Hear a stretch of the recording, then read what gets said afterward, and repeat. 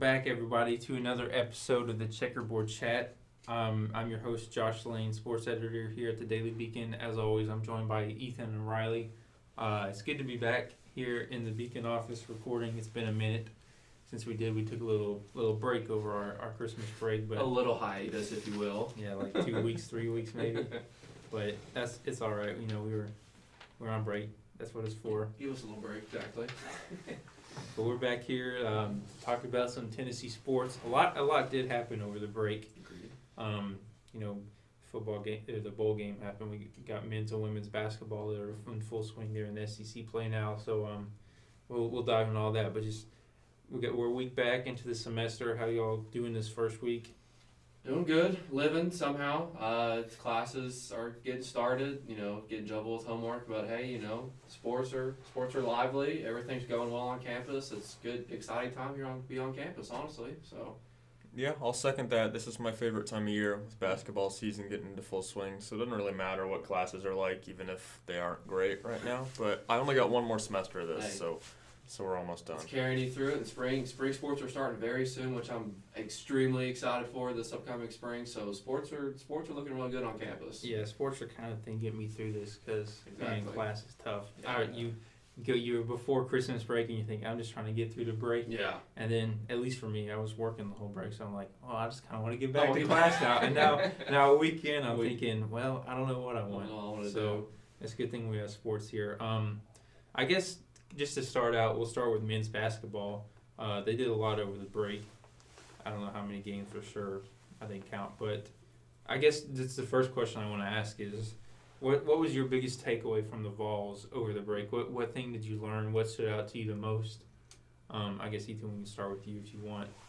I think maybe not what I learned, but the biggest thing that happened was Euros taking John Fulkerson's place. I can't remember which game it was exactly. It was pretty recent, I believe maybe Vanderbilt, that he came in and made an immediate impact. And, Barnes obviously had that quote midway through about Fulkerson. It was kind of controversial, but saying, Fulkerson needs to help us out or step aside. Yeah, essentially is what he said. And, there was kind of some backlash to it. And, I mean, if you'd believe it, fans are critiquing him how they wish and, calling for his name, stuff like that to be fired, which, I personally think is insane. But, it happened. It still kind of needs to be addressed when it comes down to it. But now I feel like Tennessee's kind of leveled out in that aspect. They won 3 in a row before dropping a tough one to Texas on the road, and that's nothing really to hang your head about. But I think the most important thing over the break is just how this team has kind of revamped itself, kind of rebranded itself, trying to move forward, find an identity. I think one thing that I've kind of keyed in onto, they're pretty close to being a completely different team on the home and versus road, honestly. When you look at it, you've got two different teams, Kentucky getting blown out by 30, and then coming home and beating LSU by double digits. Mm-hmm. So it's like the defense 100% travels except for Kentucky, but the offense is just night and day different. When Thompson Longarita compared to at Texas, you saw they put up 51 points, struggled to score any. LSU couldn't keep up with them. Kentucky had a great offensive performance, but defense didn't play. So I think what's kind of jarring to me is that they're just completely different on the home versus away. Same neutral site, get killed by Villanova. So, I mean, it's just too, and like I think you said earlier, somebody said, I looked at the Beacon report, they're undefeated at home. So it's just like, you can tell they're completely different. So that's something to kind of keep a watch on going future when they go to the tournament and future road games. So just see who kind of shows up. Yeah, I guess that kind of stems from their offensive identity of, they're just going to shoot threes and open shots, and if it falls, it falls, and they do. And for whatever reason, I guess just the atmosphere, the environment, it always, it falls at home way better than it does on the road. And I don't know. I guess that kind of goes back to your point, Ethan, about John Fulkerson and Uros and Olivier, and their front court struggling all year. I mean, we talked about Uros coming in, but now these last 2 games, 4 points total. So even he's kind of taking a step back, and Carmel had a good game at Texas, but. I mean, if their offensive identities, we'll shoot every time we can and hope it falls in. Well, sometimes you have bad games, and it's been a lot on the road this season. Yeah, and you say that kind of jokingly, but you're kind of correct. It's been take open shots, whereas last year it was take literally like last year it was take any open shot. This year it's take any open shot as long as it's near the rim or a three. I've noticed they don't take too many mid-range shots anymore. I've noticed, which I like personally, but when it comes down to it, you'd have to have the shooters still to be able to knock down those shots.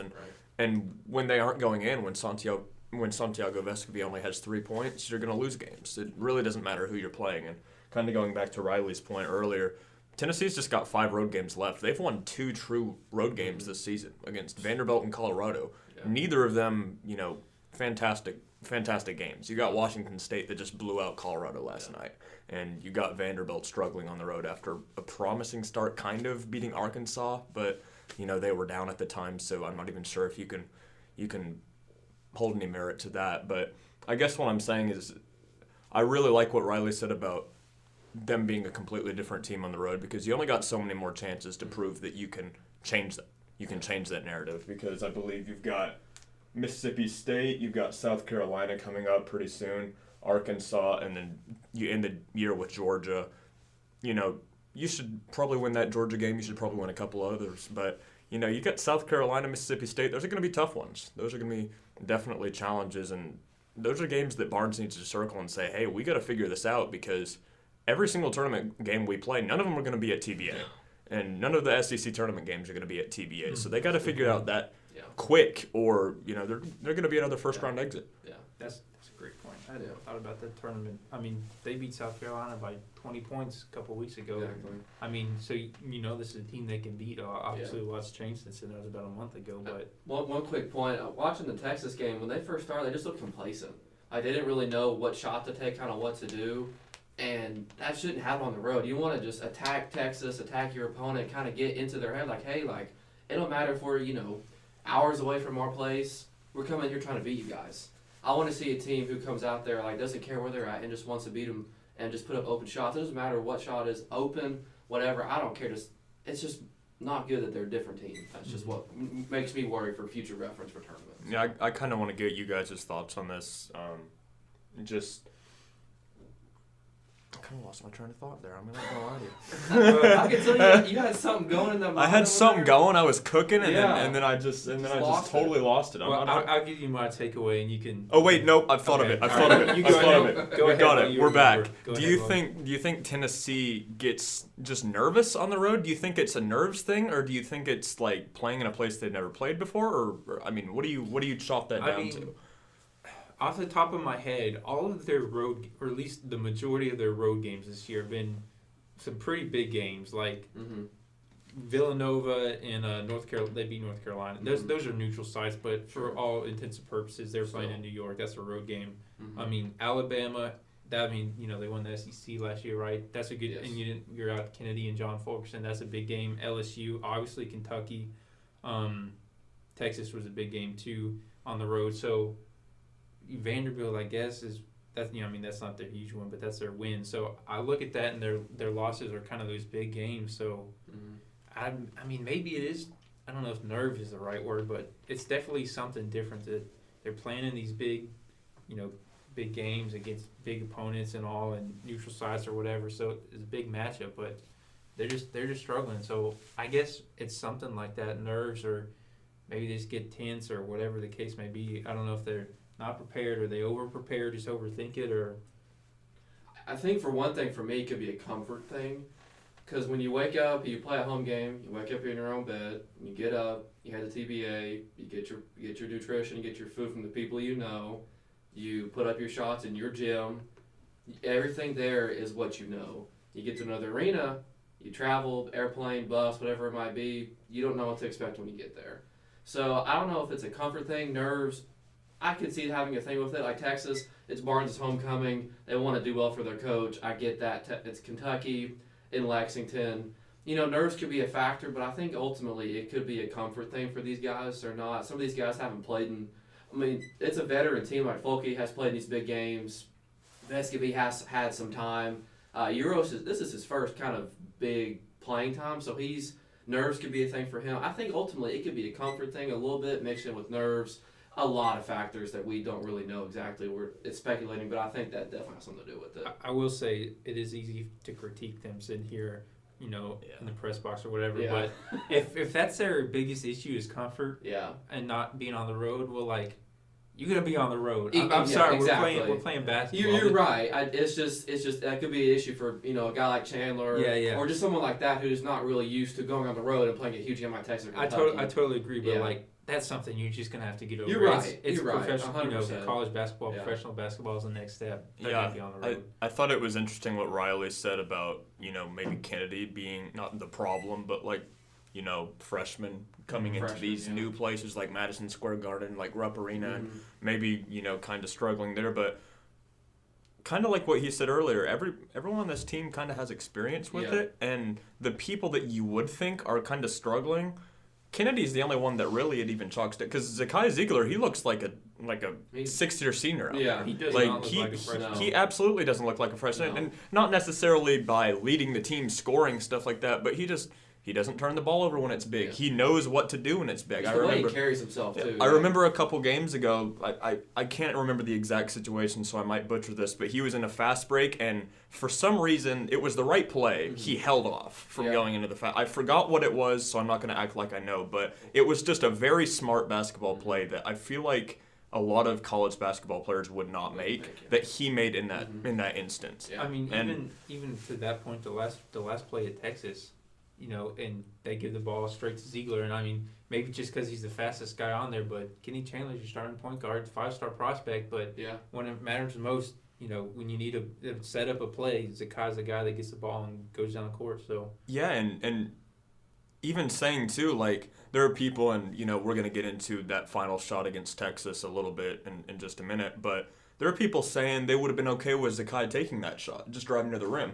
Me personally, I don't subscribe to that theory, but it's not awful. It wouldn't be an awful idea. I'd trust Zakai to go in there because he's just like an electric finisher at the rim. He's very good at it. And ultimately, like I said, we'll talk about this in a minute, he could have gotten fouled. I trust him to be able to do that. And at the beginning of the season, I don't think I would have because I don't know anything about him. He's just this 5'9" guy from the Bronx that no one's ever really heard of. They thought he's going to be, he'll have a breakout season his sophomore year, sit on the bench the entire year, probably redshirt. Came in a week late. That's the opposite of what Zakai has done. He's been every bit as impressive as Kennedy Chandler, in my opinion.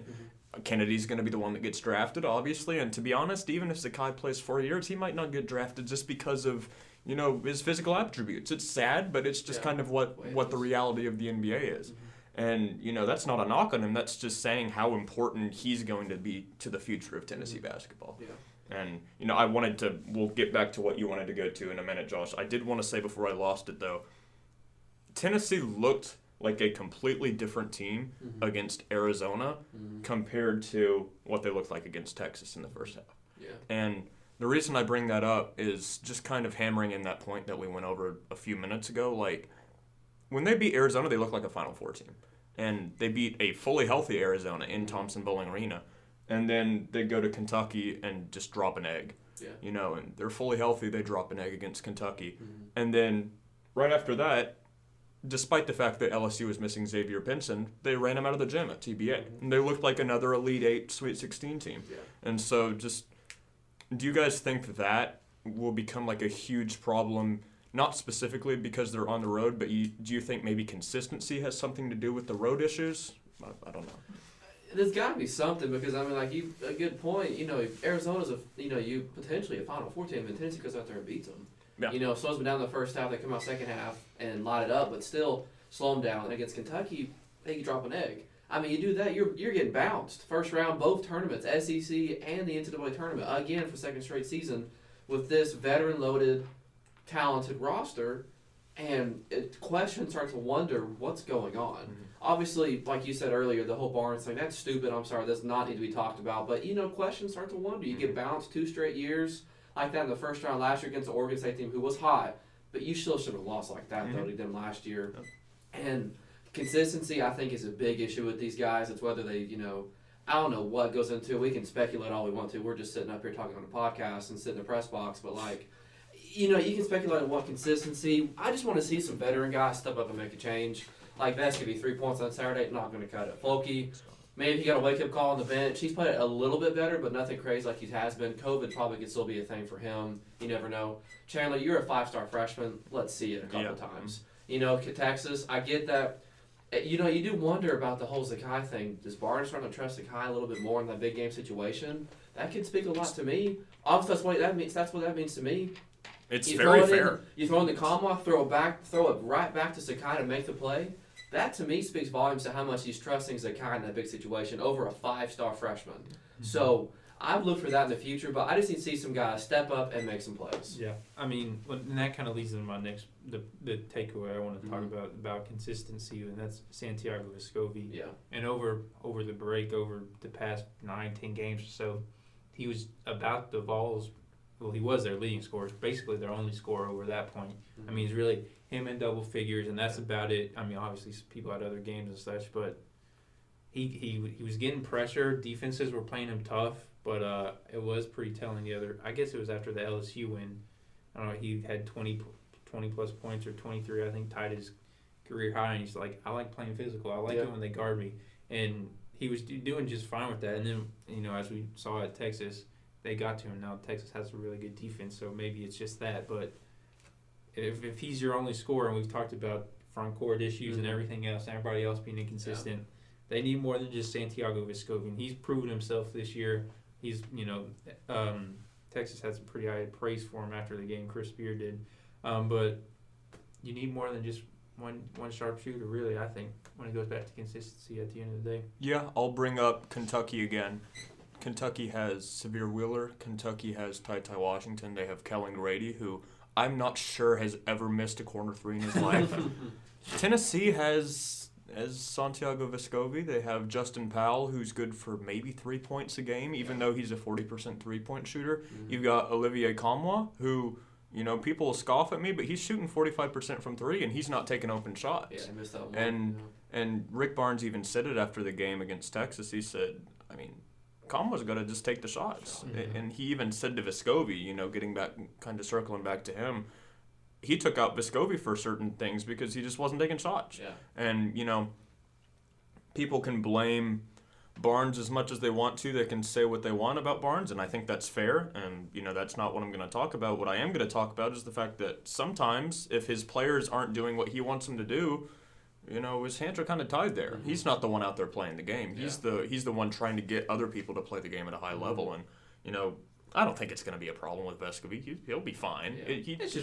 He just had kind of a dud of a game when it comes down to it, but that doesn't mean, in my opinion, that he hasn't shown me anything that means he's going to fall off a cliff. But, that does mean that Barnes needs to kind of be looking for him to have some big games in the future just to step up from it, because he knows that he has the talent for it. He knows that he's shooting 40% from three on the season, 39% wherever he's sitting at right now. 38.1, I think. But yeah, he's all accounts an excellent three-point shooter, and I don't see any reason that'll change in the future.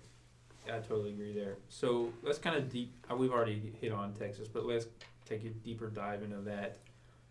Same old story with the Vols. Mm-hmm. We've seen all year. Defense just as good as always. Obviously, Texas had a good defense, but the Vols' offense, inconsistency. They'll go through their minute-long scoring droughts. Mm-hmm. They'll miss 9 straight field goals or whatever it is. They weren't great from the free throw line at all. They had a nice game. I guess it was LSU or whoever they played right before. Florida, they made 17 straight free throws, and now that hurt them then because you lose by 1 point. So a lot of the same problems that we've seen from Tennessee, but at the end, almost out of nowhere, 16 straight points. They tied the game after a terrible start. I love this stat. 2 field goals in the first 13 minutes, 23 seconds of the second half. Then they scored 16 straight points out of nowhere, come back and tie it. And obviously Texas wins right at the end on that free throw. But I guess just what are your overall thoughts on the game as we look into that? I think what happened is Tennessee started taking what was given to them and not kind of fumbling the bag. Dropping the handoff, fumbling the handoff, whatever you want to say there. And what I mean by that is Josiah Jordan-James really was kind of what started it. People are going to talk about Zakai Ziegler. He was the one that kind of carried the torch. Josiah, I believe, I think I'm remembering this right, he hit 2 threes back-to-back. Mm-hmm. They were wide-open threes. Yeah.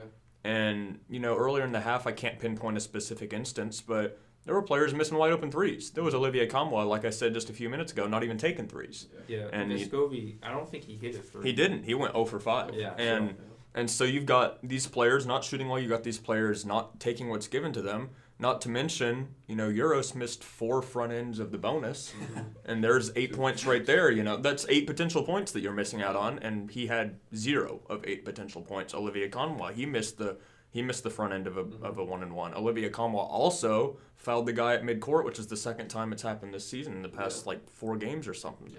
And so just the little tiny things like that, they add up. It's like little white lies. They add up over time, and they're going to mess with you. You're not going to be able to win games going 8 of 16 from the free throw line. You're not going to be able to win games fouling people just ridiculous fouls at midcourt that isn't going to do anything. You're not going to win games missing wide open threes. Mm-hmm. So when Josiah starts hitting those threes, when Zacchaeus starts, driving to the basket and saying, hey, I can run past all of you because I'm just faster than you. Yeah. And when they realize that, they're a really good team. And that's the thing that's so frustrating. That's the thing that was so shocking about that is Tennessee hasn't shown that they've been able to do that all season.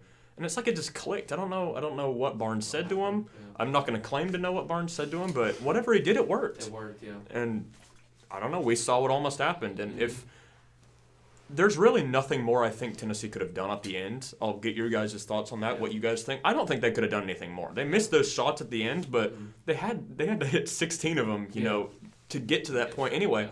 Yeah. What failed them was not Josiah missing that shot, not Josiah not kicking it out to Vescovi, not Ziegler not, just... I like that last just play going... Yeah, I do too, but it wasn't that last play that messed it up. It was Euros missing the front end of a bonus. It was Olivier missing the front end of a bonus. It was missing wide open shots, kind of what I've said already. Yeah. I think, like you said, they need to stop just shooting themselves in the foot. Like you said, you can't blame them missing the last shot as to why they lost the game. They could have won the game so many different ways. Like you said, Euros 2 for 6 on free throws. That's not. I mean, they went 8 of 16 from the free throw line. If you hit 2 more of those, you win the ball game. Mm-hmm. If you make 1 more 3, they went 5 of 18, and Ziegler and Josiah made all 5 of those. Mm-hmm. If Vescovi just hits 1 of those threes, kind of like his Texas Tech game, you make 1 more 3, you win the ball game. So it's about time they just stopped shooting. And they woke up just so, I don't know, like you said, what clicked in their head, what Barnes did or whoever did. They just woke up. It was a little too late. Obviously, you tied up 16-1 run, something crazy. 16-1. 16-1. So, I just hate it took them that long to, like you said, either take what the defense was giving them or what took them that long to finally realize, hey, maybe we should go win this ball game. Score 16. I mean, I don't know what happened, but it was great to see. Like, why couldn't you do that for the first, 30 minutes of the ball game? 35 minutes. It's super simple. We can say, well, it's super simple, but in reality though, why couldn't you do that the whole game? And so I just think it's about time they just wake up a little bit, stop shooting themselves in the foot, and just start playing the game of basketball. They know how to play. They just need to wake up a little bit and just go do their thing. I don't know why basketball players just miss shots. Why do they just just put the ball through the No, I make shot, but miss free. That's what gets me is missing the easy ones. So free throws, I'm sorry. You're 7 feet tall. You literally just have to throw it. Reach out and drop it. You would think, honestly. Sorry. We're laughing about it, but when it comes down to it, it's kind of true, and not necessarily saying you should be doing this, but if you want to win basketball games, you can't. Not that any of them are whining and complaining about it, but you can't really say anything about it when you're missing free throws. Yeah, exactly. The easy ones. They're college basketball players at the end of the day, and they're getting scholarships and full rides and everything, and now there's NIL, so they're getting a lot of benefits out of this, and obviously it's so easy to sit here and say all this stuff, but it's free throws. It's all the fundamentals. It's all the fundamentals. No one's asking the Vols to go out and make a crazy shot every other play or whatever. It's just clean up the stuff that you can do right. Mm-hmm. Right? It's just making free throws. It's not making turnovers or missing shots or stupid fouls or whatever the case would be. Just play fundamental basketball. You're a good team. You got a good defense. Mm-hmm. When shots fall, you win games as long as you don't hurt yourself. I mean, Tennessee only had 11 turnovers. That's not bad at all. They just couldn't hit shots. Simple as that. They out-rebounded Texas. They had 7 fewer turnovers, I think was the number. Mm-hmm. Yeah, Texas had 18 turnovers. I think, in offensive rebounds, Tennessee had 11 more than Texas. So, you look at all the numbers, this was this was a game Tennessee. They honestly won every category, just minus the final score. It's just the little tiny things. It's just stuff that adds up, and we could go on and on about that because that's just how Tennessee has really been this season. Yeah. And kind of going back to that inconsistency type of thing that we were talking about earlier, that's just kind of what Tennessee basketball has been since Grant and Admiral left. And you can say that's a bad thing if you want to. I think that's just what Tennessee is. Yeah. And, it's got to change if they're going to win games. It's simple as that. If they want to win games, that's got to change. But for right now, that's just kind of the cards that are dealt. Mm-hmm. So that's just kind of what Tennessee fans have to take. And if they want to criticize Barnes for it, they can do that. They're within their rights. But it is what it is. At the end of the day, Barnes can only do so much. If his players aren't hitting shots, I don't know what else he's supposed to do. Yeah. So he's doing all that he can. He's getting, like you said, he's getting them the right shots. They're open. They're just not either taking them or hitting them. So he can only do so much. At the end of the day, he's doing the right thing personally, if you ask me. It's just if the players can they make the plays, and they haven't. Simple as that. Yeah. Right. So I know Josh is itching to get there. Do you think Josiah? Do you think his shot at the end, do you think that was a good idea? Do you think the play was well drawn up? But just what do you think about that? I think that was one of the best play Barnes ever written up here. I'm being dead serious. Out of all the plays he's done in the final, seconds, minutes of whatever he's done in his career here at Tennessee, I personally think that was one of, if not the best play he's ever written up. I'm serious. I love getting the Kamwa, pass back to Ziegler. He drives, they commit. Josiah's wide open. I'm fine with that shot. Of course, you're like, you don't need a three. Well, Josiah's hit 3 of them. He's been open all game. He's been hitting them. Their best shooter. He's their best shooter that game, so why not give it to him again? He's been hitting them. So I'm completely fine with the shots. Obviously, like you said, Ziegler could have kept it. Vescovy was open for one more kick, but he was 0 for 5. Why should Josiah? If I was Josiah, I'd take that shot too. Yeah. I've been hitting him all game. I don't blame that shot. I thought it was a great shot. It was open. He just missed it. Simple as that. Riley said exactly what I was going to say. I think it was just about a perfect draw. I mean, Josiah taking that shot, in my opinion, I think he was the right guy because he has the hot hands. Mm-hmm. And, there are people that don't watch Tennessee basketball that say he's shooting 29% on the year. Well, sure, but he shot like 13% in his first 10 games, and all of a sudden he's shooting 40%. He's hitting them now. So if you look at the numbers, Josiah's been an excellent 3-point shooter the past 5 games, which is all that matters right now. Right this instant, that's all that matters. That he's shooting well then, and I saw against Texas Tech, he hit a big shot to tie the game against Texas Tech. That's right. Yeah, and in the final minute, I believe it was. He hit that big shot, tied it at 44, and game went into overtime. Put Tennessee in a position to win, and that was a way harder shot than it was against Texas. He had a dude right in his grill, and that one he's wide open. He just missed the shot. I mean, the best 3-point shooter only makes it half the time.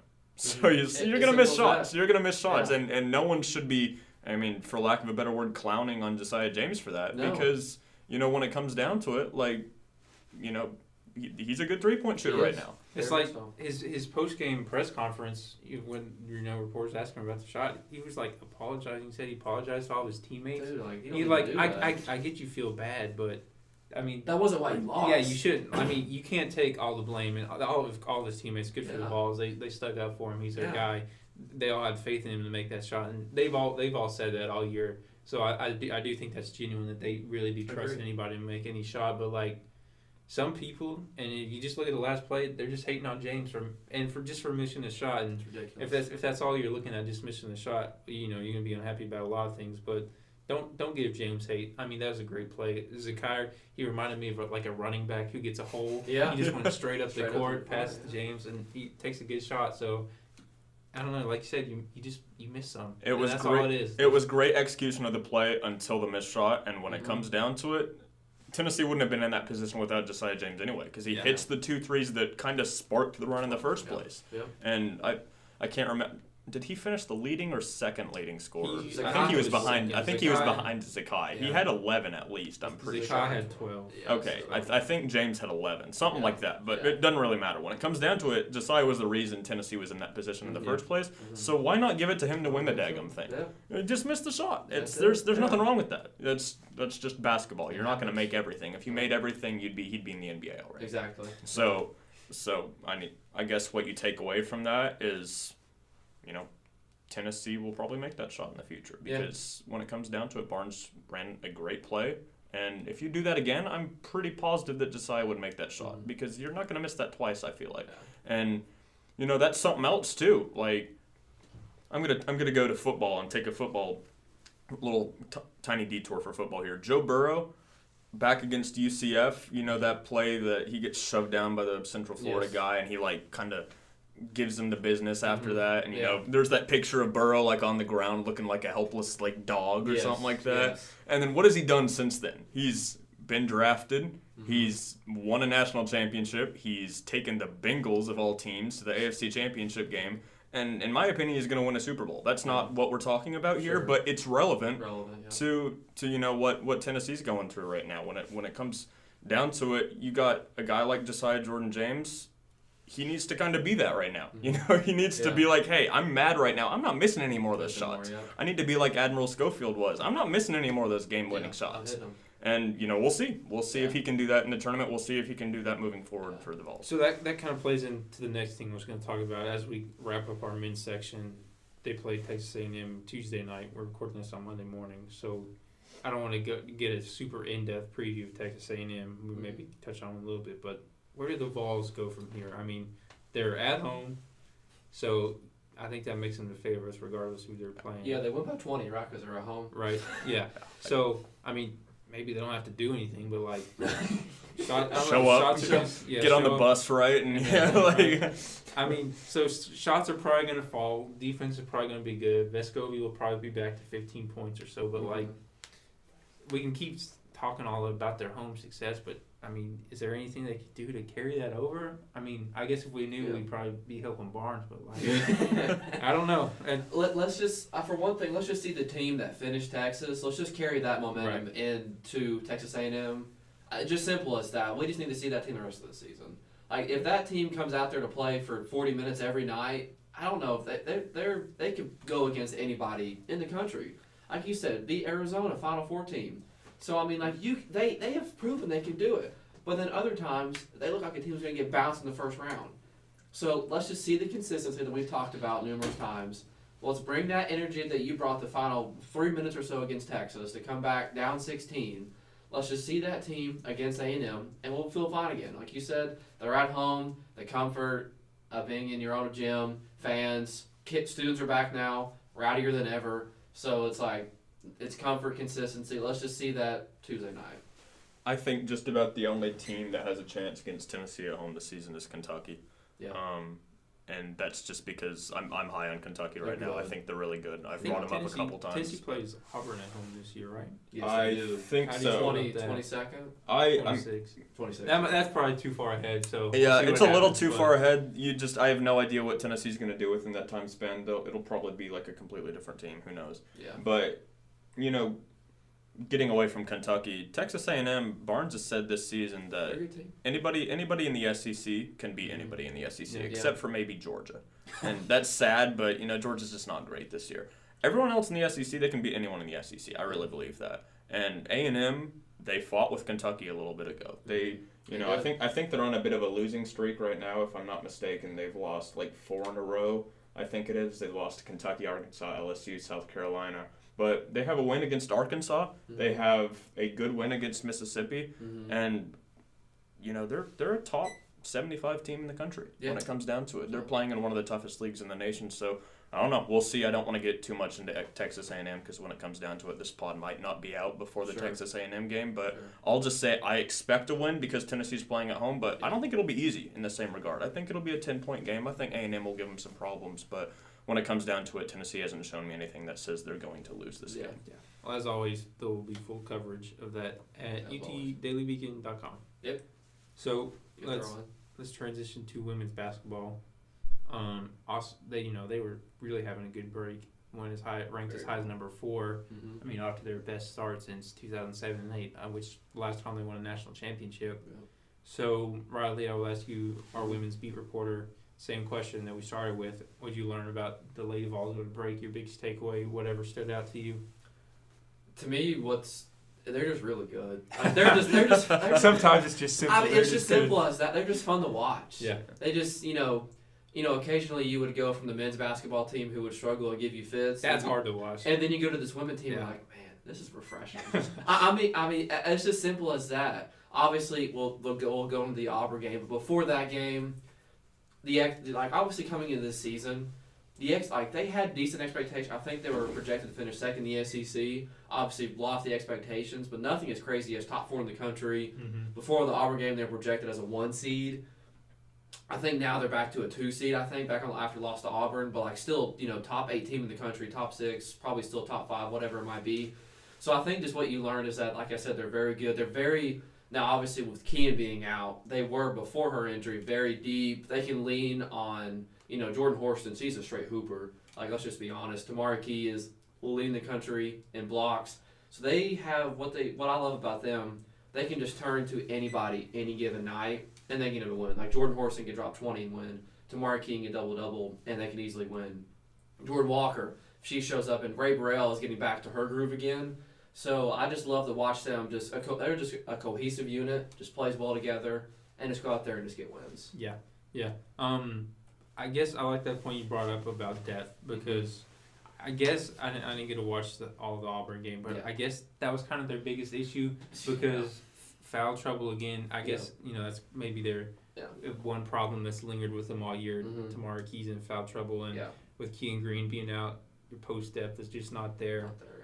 I mean, and you look at Jordan Horston and Jordan Walker, both in double figures. I think one of them had 20 points. So a lot going well for them, but just Auburn comes in winless in the SEC and hosts Tennessee and pulls off the upset. Yeah, I mean that. Now, granted, Auburn, their record is not as good as it shows. They beat a top 15 Georgia Tech team earlier this season, so they have a good squad. They just haven't gotten to win the SEC yet. Of course, it had to be against top 4 Tennessee.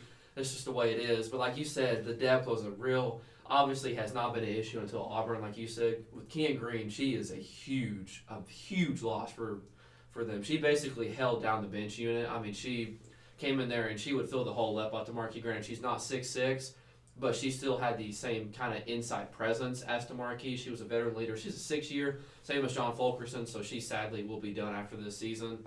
But after Tamara Key, I don't know where they go. Emily Saunders, I think maybe played 10 minutes, but she didn't really do anything. I mean, it's just a struggle to me because once Tamara Key comes out there, you don't have that same inside presence anymore. Yeah. Is Brooklyn Miles center forward, post 2? No, she's point guard. Okay, she's point guard, but she's 5'6". So who's their? So yeah, you've got. I'm looking at. I was trying to look at their. So after Tamara Key, it's Emily Saunders and Caroline Strickland. Strickland. She didn't even play. She's a freshman. Now she's got potential, but she didn't even go on the floor against Auburn.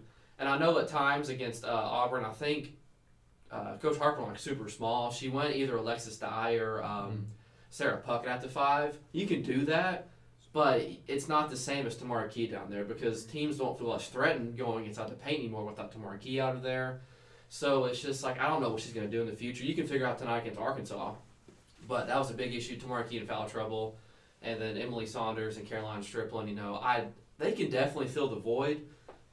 It's just not the same. It's just not the same. Yeah, Kean Green was just so good off the bench.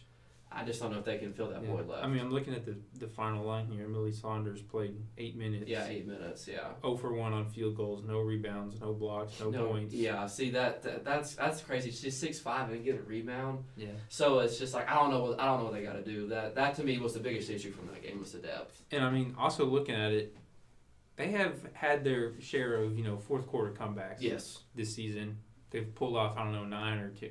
It's a lot. It's a lot. Yeah. I mean. Were they just eventually going to lose one? At some point, you're playing with fire. Right, and I've called them the comeback queens all season, and that just didn't happen against Auburn. One thing that kind of stuck out to me, they're a very high, turnover-prone ball team, and that kind of came back to bite them. They had 22 against Auburn on Thursday. Now they've had 20-plus turnovers and won a couple of the games, but I think it finally came back to bottom because Auburn they were hitting shots. I forget their one player who had a lot of points. She was really I forget her name. Oh, I can't say that. I was about to say. Yeah, I can see her. She's number 5. I'm sorry. I don't want to butcher your name either. It's a very complicated name. Yeah, I don't even want to try. 26 points. Yeah, she had 26. 2 for 3, 10 for 14 on the field goal. You had a great game. Yeah, I'm sorry. We're Southern people. We can't say that. She had 26. At the end of the day, like you said, it was going to come back to bottom at some day. You can't play every game perfect, so I mean, can you even try and get it, Ethan? Is it? I think it's Colbely. Queebly. Yeah, exactly. So she had 26 points. You know who we're talking about. She was unstoppable. So it was bound to happen at some point. You can't play every game perfect. Now, I will say I do expect them to come back and play really well against Auburn. One of the quotes that I think we're going to talk about that Jordan Horston said, "I'd hate for you to be the next team that plays us." Oh, she's about to be a demon tonight. Honestly, she might drop 30. So it's just one game. They're fine. It's basketball, long season. That Auburn game is not going to define you anymore. They may not play the rest of the season. So their goals are still in front of them. They're still top of the SEC against South Carolina. They're fine.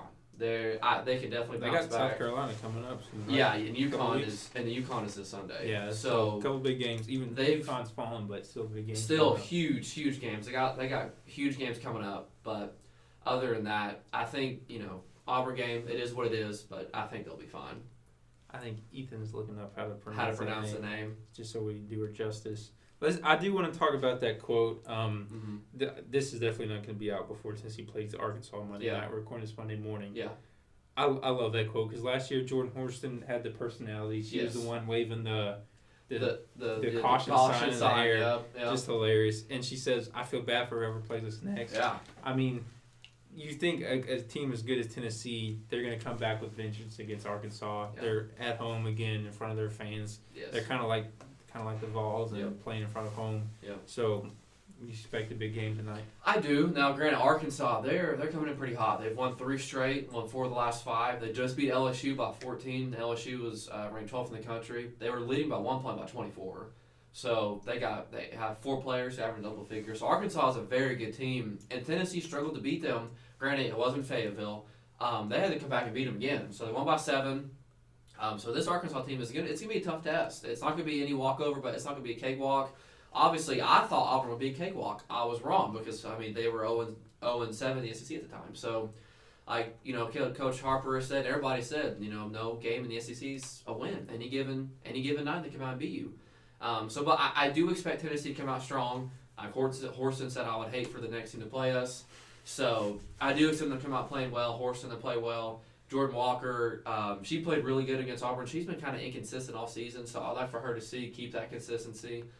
Ray Burrell is still kind of getting her groove back. She has her last 2 games. Georgia, she played really well. Auburn, she kind of stepped back just a little bit, but I can see her playing well tomorrow. Key just out of foul trouble. Do what you've been doing, getting a couple blocks a game. Just hold down low. But I do need to see some more better bench play. Sarah Puckett did fine, but Emily Saunders, Caroline Strickland, those girls need to see him step up a little bit because Tamara Key can't play 40 minutes of a game. Yeah. So I'll be interested to see what happens tonight. What Coach Harper does. So. I have an update on the name. It's Aisha Coulibaly. Coulibaly. Thank you. Why have we not come up with that? That's not the. It's French. Okay. There we go. Okay. Well, I'm glad that we figured that out because she deserves the camaraderie because she had 26 points and she's one of the reasons why. I know you're listening. You had a great game. Yeah, you had a fantastic game. Obviously, she tunes into us. I'll just join in on the discourse kind of a little bit. The Auburn loss. People are gonna say, oh no, Tennessee's kind of lost it without Kean Green. When it comes down to it, I looked this up specifically while you guys were talking. Villanova in 2018, men's team, lost to a 16-17 St. John's team, won the whole thing. It happens. Just little stuff like that happens. The Bengals, we'll go back to the Bengals. They're maybe about to win the Super Bowl. They lost to the Bears all teams. So I guess what I'm saying, I don't want to get too deep into other sports, but, the Lady Vols have shown all season that they can beat really good competition, losing one game to an SEC opponent that's beat a top 15 team like Georgia Tech earlier in the season, I don't think that's going to mean much moving forward. Now, if they keep losing these games without Kean Green, maybe there's something in there. But when it comes down to it, right now there's no reason to panic. I think Thursday was going to be a rough night because first game losing Kean on the road. It was bound to happen at some point. Every game's not going to be perfect. We found that out with UT men's and now the women's team. It just happens. You have an off night. It's basketball. Just regroup, come back together, and play well tonight. That's all it takes. Yeah. So as always, full coverage at utdailybeacon.com for that. On our way out, I don't want it to take too long, but as we've mentioned, the playoffs are wrapping up. Bengals beat the Chiefs. Rams beat the 49ers. So that means that as far as Vols and the NFL goes, that their seasons are over. Sadly. Trey Smith on the Chiefs no longer, playing Juwan Jennings and Emmanuel Mosley. Yep. I believe those are the only two on the 49ers. They're out too. So just, I don't know, kind of recap briefly the Vols seasons in the NFL. There's been some good performances, couple standouts and breakouts, so to speak. So I guess you've been writing Vols in the NFL all year. Do you want to take this first? I've enjoyed doing that kind of story all year for you guys. One of the great things that I've seen this year is Cordell Patterson kind of revived his career a little bit. Obviously, good start with the Vikings, kind of utility player. But then ever since then, he's gone to the place from Chicago, New England, Oakland. He's had a lot of places, but hopefully now he's found a home in Atlanta. They finally figured out how to use him, receiving and rushing. Career year just kind of went off unexpected, obviously, but he was definitely the MVP of all the VFLs in the pro this year because Kamara, he didn't have a down year. He was just hurt a lot. So not the same numbers. But kind of coming off of him, people who performed at a high level, Juwan Jennings came out of nowhere. Like last year, he was 7th round pick, but he was practice squad all season. He didn't even, I don't think he may have seen the field a couple of times, nothing too crazy. This year, he's emerged kind of as their, 3 bridge 2 receiver. On third down. Oh, huge. I mean, most of his, like yesterday, he had another big third down catch. Most of his plays this season have come third down, touchdowns, late game scores, so he's about to be really freaking good. I'll jump in and let you keep going. Kyle Shanahan actually said, we can't keep this Juwan Jennings guy off the field. Yeah. I can't remember when it was. It was during the late season. I think it was after the Rams game. He had 2 touchdowns. Yeah, but they were like, we can't keep this guy off the field. We have to keep throwing it to him. Yeah. And, I think it was reporters that were like, what do you think about Juwan Jennings? And that's what he said. He was like, I cannot think of a single reason for him to be on the bench right now. And coming from Kyle Shanahan, one of the better coaches in the NFL at the moment, that's pretty impressive. And just going off it, I'll let you keep going, but Tennessee fans saw this coming. There's not a single there's not a single Tennessee fan that didn't see him doing this. Everyone said when he was drafted in the 7th round, that's crazy talk. Wherever he goes, he's going to be good. And probably like you're going to talk about in a second, Trey Smith was exactly the same way. When the Bears passed on Trey Smith, I died a little bit because I wanted Trey Smith on my team because he's just that good, and he's been that good for the Chiefs. Yeah. And one quick thing about Juwan real quick. I saw somebody tweet this a little bit ago, and I was like, this is the best thing ever. I was like, so Juwan Jennings is what 49ers fans thought Jalen Hurd would be. Because, they drafted Jalen Hurd as kind of, a benchmark, kind of late-round pick, upcoming receiver, because he switched positions going to Baylor. Juwan Jennings is now their guy. We all, UT fans and people knew the dog that he was, and so now he's finally showing it off. And like you said, Trey Smith, steal the draft. Let's just be honest. 6th-round pick. Starting every single game for the Chiefs. And you saw yesterday there was one player Mahomes rode out that way. Trey Smith laid out, I don't think it was Hendricks, it might have been Sam Hubbard.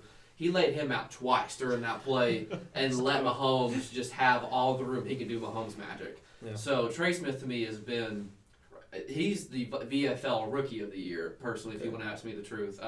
Now, Josh Palmer has, an argument there. He played really well. OT game against the Raiders, scored a huge touchdown.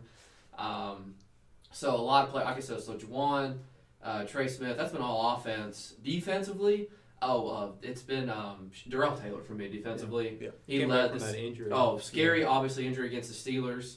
But he led the Seahawks in sacks this year. Emergence as well. Last year, I don't think he played all year. He was hurt the rest of the season. So another guy emerged out of nowhere, kind of Juwan Jennings, that same draft class. So he was definitely the star of the defense. Emmanuel Mosley had a great year for the 49ers, super year, came out of nowhere for the 49ers secondary. So a lot of guys played really well this season. It was great to be able to just kind of keep track of them all season. And obviously they're going to have probably some more NFL talent coming up soon. Big time. I think I've seen Matthew Butler's impressing early. The East-West Ryan game. I've seen right now. So far Matthew Butler's kind of impressing. Cade Mays, Alontae Payton, I think. So these guys will be... There's guys that'll be decent in NFL talent. There'll be new features in the Vols and the pros in the future. Hey, Reed, we'll have one more this year. Yeah. If y'all want, I can do a special little, like I just said, little MVP talk. I can do a little something crazy. I think we better. All right, I'll do one more. At this point we have I will say, as far as the Super Bowl is concerned, T. Higgins with the Bengals. That's not technically a Vol, but it's just a good story for the area. Oak Ridge. We all know who to the Vols. Yeah. It's pretty cool. I had a chance to watch him in high school, and I had no idea that he would be as good as he is now. But I mean, he's you could chalk T. Higgins, and he's not a Vol, so I'm not going to go too into it, but you can chalk T. Higgins and Jamar Chase and Joe Burrow as turning the Bengals around. Yeah. It's pretty much those three dudes. It's really Joe Burrow and Jamar Chase, but they don't do that without T. Higgins either. You know, like, you can't write the story of the Bengals right now without T. Higgins. It's just another guy that Tennessee let get away that is now playing really well. So let's add that to the list. Who would have thought? Yep. Well, as we wrap up, the last thing I want to mention is we will have a spring sports issue. It's not really a preview because it's coming out in mid-February, February 16th, but just an issue talking about, it will be kind of previewing the baseball and softball teams. So those are both ranked preseason, I believe. Obviously, there's going to be a lot of tennis coverage. Mm-hmm. Both of those teams are ranked men's tennis #1 in the nation. They just qualified for the ITA Indoor Nationals, so they're skyrocketing right now. Women's tennis is doing pretty well too. So a lot of sports going on. Just be on the lookout for utdailybeacon.com. We'll have our paper coming out in a couple weeks. But that's going to do it for this episode. This was good to be back. Yep. Hope we can get it on a more regular basis going forward. Always get to talk sports, but that's going to do it. Thanks for listening.